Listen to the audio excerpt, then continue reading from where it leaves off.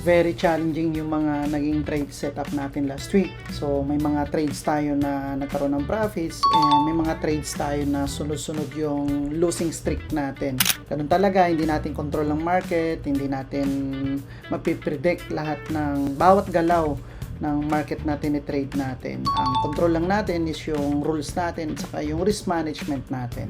So, normal lang yun at babawi tayo this week. Tara, pag-usapan na natin kung ano yung magiging takbo ng market simula bukas. Kaya kung ready ka na, let's go! So, dito sa economic calendar natin, check natin kung ano yung mga schedule na merong volatility yung market. Would you like to know? Maybe later, right? Later.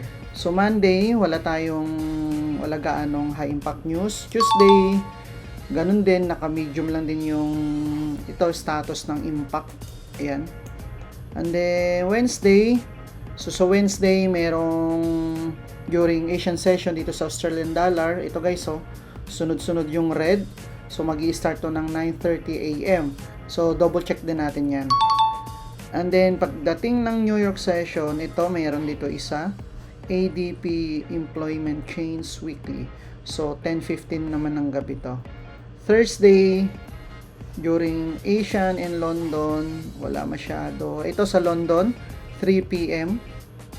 So yung currency pair na against euro, expect natin yan na kahit paano meron niyang malaking movement. And then New York session. So dito sa New York session guys, ito madami-dami. 8:30 ng gabi, ayan sunod-sunod jobless, personal income, GDP growth, and core PCE. Ito. So sabay-sabay ito ng 8:30. Malamang isang pitik niyan lilipad na bigla or biglang babagsak, hindi natin alam. Okay, and then Friday, so dito sa Friday during Asian session, ito JPY, so naka medium lang siya. And then 1 PM, ito guys, merong high impact news sa Japanese yen. And 3 PM dito sa may euro, ayan during London session. So yung mga currency pairs against euro, ayan, possible na wow, sobrang dami so possible biglang lilipad yan or babagsak at titingnan natin kung ano yung maging takbo niya simula bukas. So Friday to, sobrang daming high impact news na nakaschedule sa kanya. And then to, anong oras start to? 2:45, and then 3:55, 4 PM hanggang 5 PM. Then New York session, wala na masyadong high impact news. So yan yung mga schedule or high impact news natin this week. So i-set po natin yung alarm natin para maiwasan natin yung mga high impact news na yan. Lalong-lalo na this Friday, sobrang dami. So possible na bigla na lang tatalon yung market na yan. Okay? So punta tayo ngayon sa DXY. So ito guys, kung mapapansin nyo sa daily time frame, ayan. So 'di ba sa mga previous natin na Forex Weekly Outlook, dito tayo nagsimula ng time, ito. Tapos meron dito demand, and then na-mitigate niya na. Tapos nagkaroon ng displacement, nag-retrace, meron din demand dito.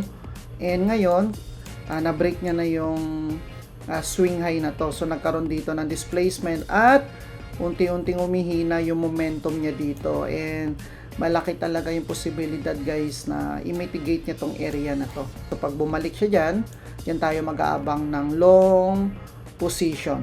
So dito, nagkaroon lang dito ng range.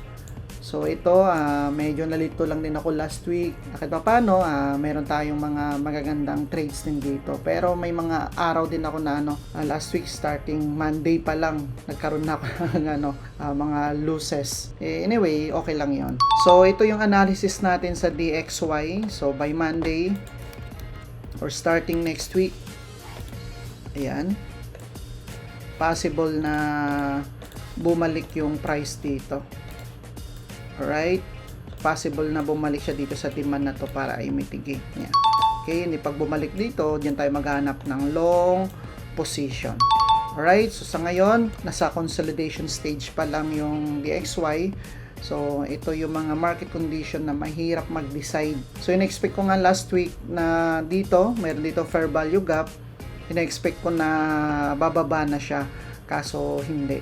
So, nagkaroon pa siya ng mga manipulation, liquidation, and ito, kung ano pa yung mga inducement na pinagagawa niya. So, ito yung analysis natin dito kay DXY. Punta naman tayo kay gold.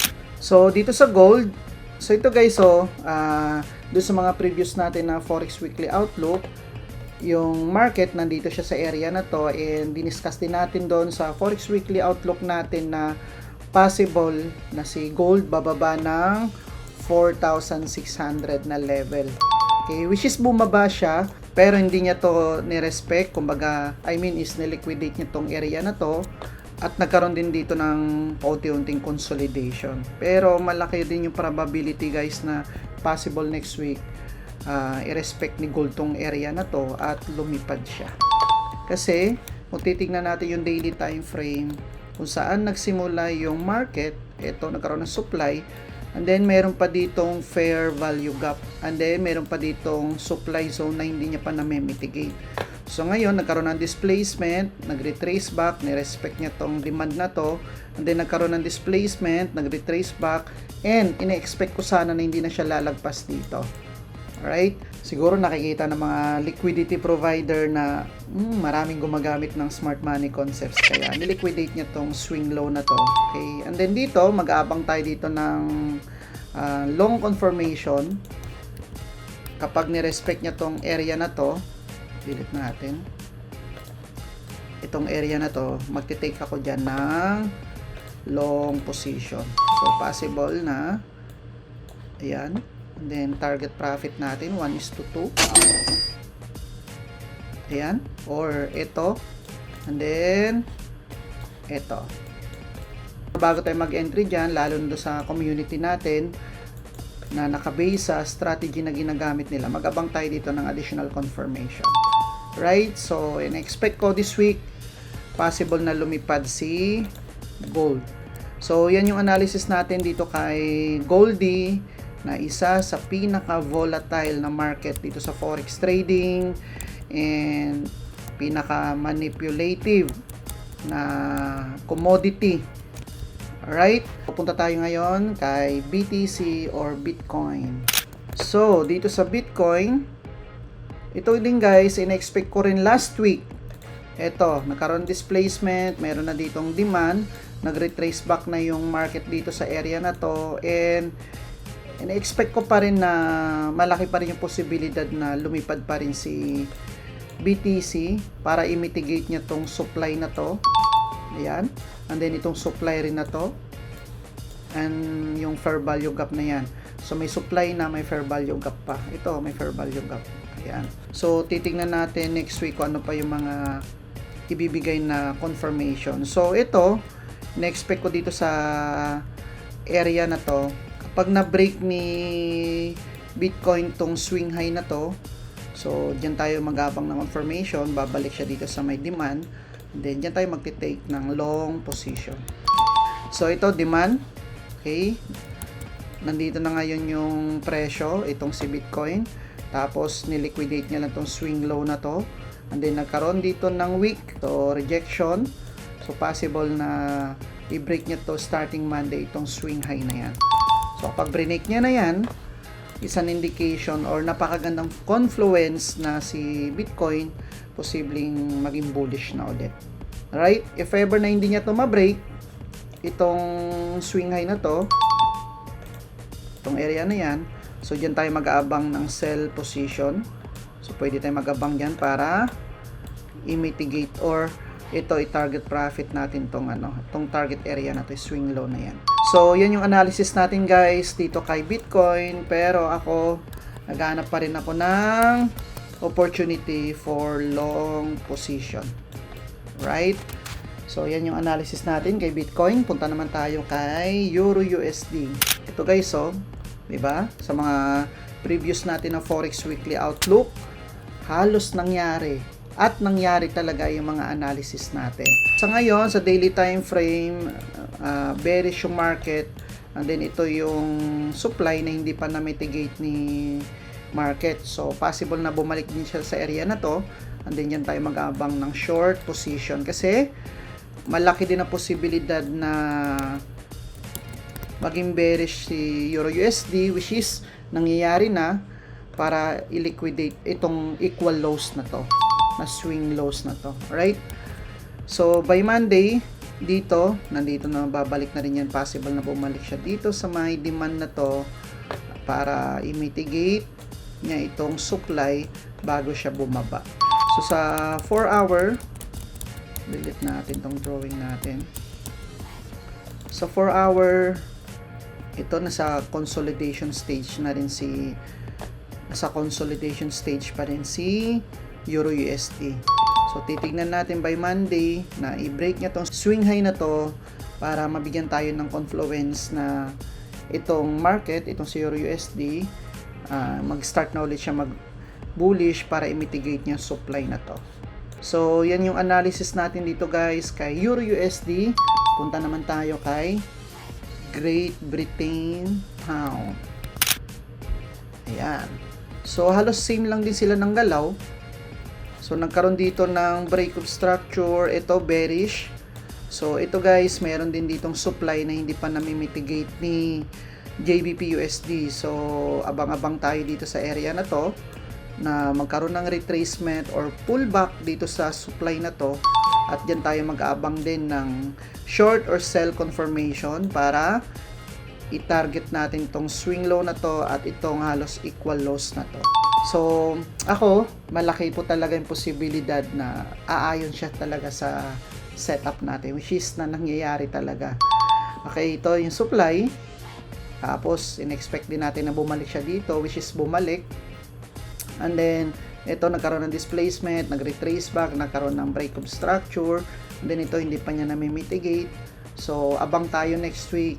Kapag na-mitigate niya to, diyan tayo mag-abang ng sell confirmation at i-target natin tong swing low na to. So, mahaba-haba yan. Okay, pati pa to. Yan. Right? Ito pa oh. So, marami-rami pa yung opportunity na ibibigay si JBP USD. So, if ever man na hindi niya to i-respect, halimbawa, hindi na siya nag-mitigate dito. So, posibleng bumaba na siya para i-liquidate niya to swing low at itong swing low na to. So, ito sa ngayon, nasa consolidation stage din si JBP USD. Ito. So, by next week, abang-abang tayo dyan ng mga additional confirmation. So, if ever na ma-break ni JBP USD to, dyan ako mag-abang ng long position. At then, ito yung target profit ko, itong supply na to. So, yan po yung analysis natin dito kay JBP USD. So, punta tayo ngayon sa last pair kay Australian dollar against US dollar. Alright? So, daily. Sa daily time frame, kung titignan lang natin tong current move na to, ayan, na-break niya na to, itong area na to, swing low na to, itong swing low na to, itong swing low na to, and then, meron din ditong supply na hindi niya pa na-mitigate, meron pa ditong fair value gap. So, currently, nasa range mode si AUD na posible niya ring balikan to para i-mitigate niya tong fair value gap bago siya bumaba. Or, if ever na hindi niya to i-respect, so possible din na i-liquidate niya tong swing high na to. Kasi kung titingnan mo guys sa weekly, ayan, meron pa ditong supply na hindi niya pa na-mitigate. So, malaki din yung posibilidad na umakyat pa lalo to si AUD. Ito, na-mitigate niya na rin to, itong fair value gap. So, yan yung kagandahan guys kapag sa intraday, kapag may nakita kang opportunity within the day, makakapag-trade ka. Yung swing, medyo matagal-tagal at saka mahababang labanan din yon. Pero syempre, kapag master mo naman yung strategy mo, pwede ka naman mag-create ng account para naman sa swing trading mo at saka meron kang pang intraday. Ang kagandahan sa intraday is, syempre, dahil hindi natin control yung takbo ng market, within the day, pwede na tayo magkaroon ng profit. Basta, sundin lang natin ng strictly yung rules and risk management natin. So, yan yung analysis natin dito sa AUD. Nagkaroon ng displacement, may fair value gap, na posibleng i-mitigate niya to bago siya mag-sell. Pero, if ever na i-respect naman to ni AUD itong demand na to, posibleng mag-bounce siya para i-liquidate niya to.